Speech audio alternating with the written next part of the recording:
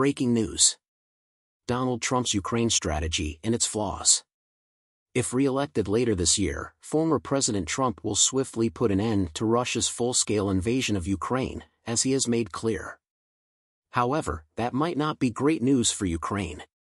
Trump has stated time and time again that he will seek a swift resolution to the conflict, regardless of the consequences, including the retention of territory in Ukraine that President Vladimir Putin has forcibly taken since 2014. An embarrassing Trump comeback might spell disaster for President Volodymyr Zelensky and his fellow countrymen, the majority of whom support the government's stated goal of liberating all territory per Ukraine's 1991 boundaries and joining NATO. This week, The Washington Post reported, citing anonymous sources familiar with the situation, that if Trump is elected in November, he will urge Ukraine to permanently hand over the occupied Crimean Peninsula and the entire eastern Donbass region, including Luhansk and Donetsk oblasts, to Moscow in return for a peace deal. The peninsula was captured by Russia in 2014. The New York Post quoted Trump advisor Jason Miller as saying the story was false.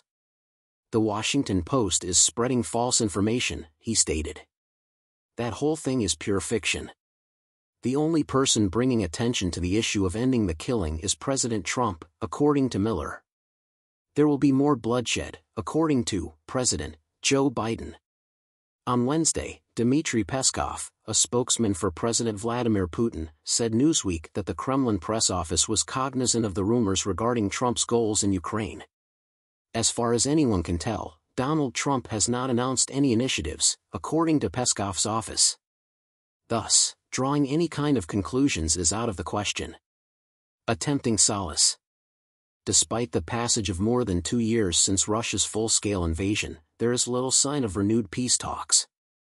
The ceasefire talks started soon after the attack on February 24, 2022, but they broke down in the weeks and months that followed due to deceit, new proof of Russian war crimes, and the huge difference between the demands of Kiev and Moscow. There has been nothing indication that either side is prepared to scale up its military objectives. The Ukrainian government is demanding that Russia end its occupation of all Ukrainian territory, compensate the victims, and bring those responsible to justice for war crimes.